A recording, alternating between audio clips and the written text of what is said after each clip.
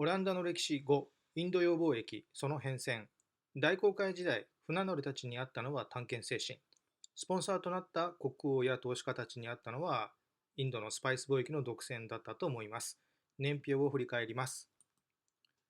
東へ向かったポルトガル、西へ向かったスペイン、どちらも目指したのはインドでした。コロンブスの帰国2年後にはトルデシリアス条約が結ばれています。この時点ではスペインもポルトガルも自分たちはインドへの新たな航路を発見したと思っていました。東回りでスパイスを持ってこようとしたポルトガル、西回りでスパイスを持ってこようとしたスペイン、それにお墨付きを与えたローマ教皇、こういったイメージだったと思います。ところがコロンブスが到達したのはインドではなかったという疑いが確実となってきました。マゼランの世界一周はハプスブルク家にとってはそれをはっきりさせるための航海だったように思います。ハプスブルク家はそれをはっきりさせるとすかさずサラゴサ条約を結びました。さらにはポルトガル領有を目的としたフィリップ2世の結婚も実現させました。これで、東回りポルトガルであろうが西回りスペインであろうがインドのスパイス貿易はハプスブルク家が独占できるという算段です。ここまではほぼほぼハプスブルク家の計画は狙い通りだったように思います。ところがこの辺りからハプスブルク家の計画が揺らぎ始めます。年表に戻ります。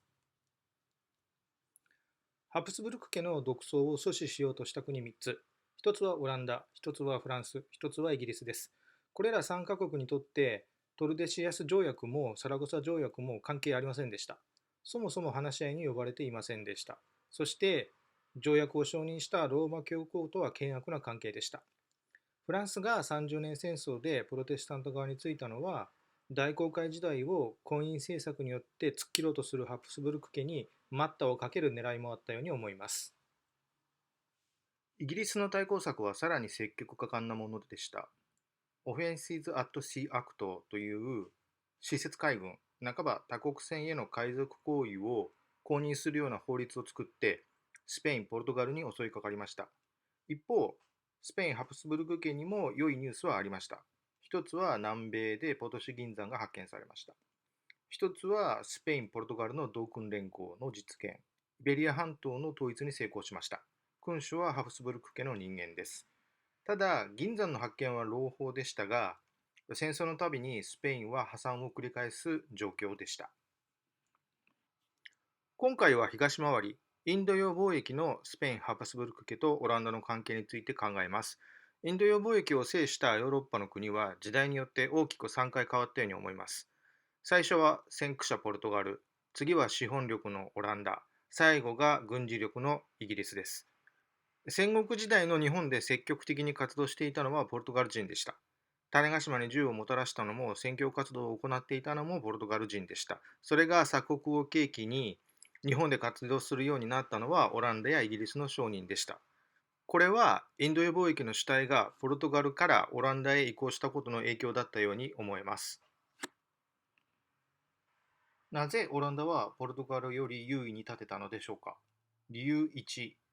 1595年に東方におけるポルトガル航海を通じた旅レポートという本が出版されました。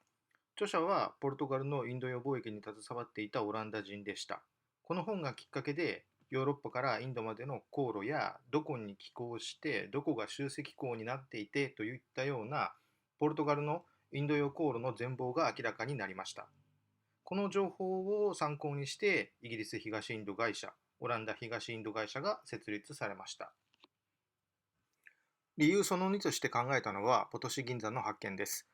ポトシ銀山の発見によりインドスパイス貿易よりもその地中にどんな鉱物が埋もれているかわからない新大陸アメリカ、そこへハプスブルク家の関心が移ったのだと思います。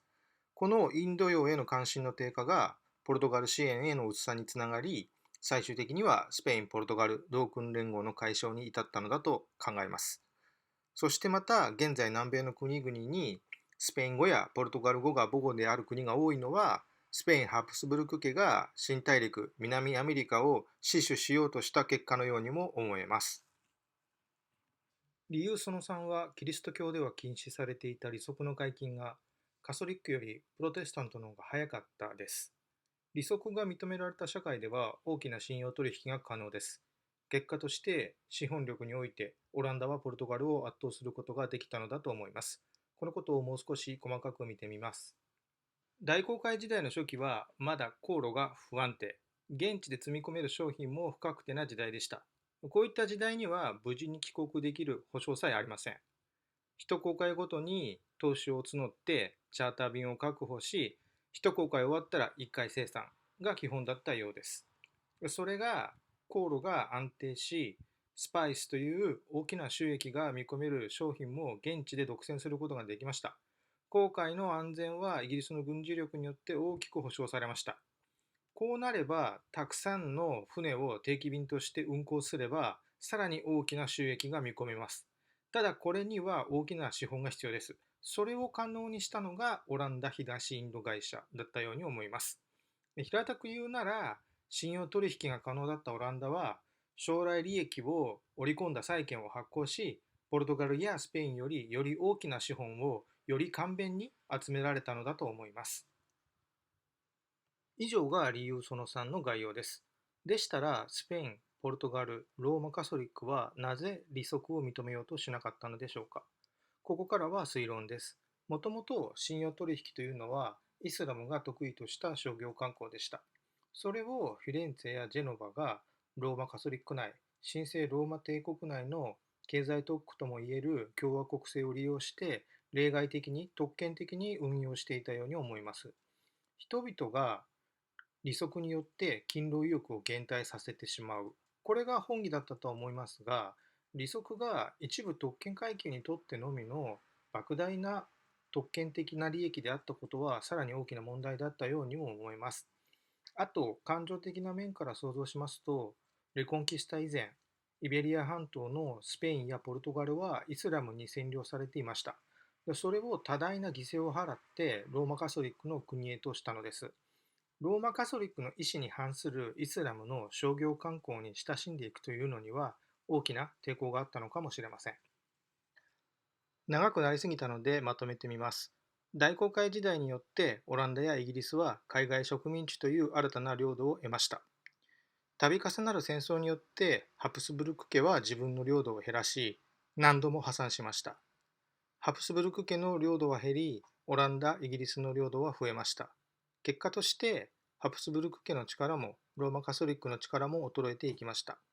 オランダの独立は大航海時代と宗教改革に後押しされて実現したように思います。オランダはジェノバやフィレンツェをモデルにした貿易に特化した政治経済のシステムを取り入れた宗教に寛容な共和国になったのだと思います。以上です。ありがとうございました。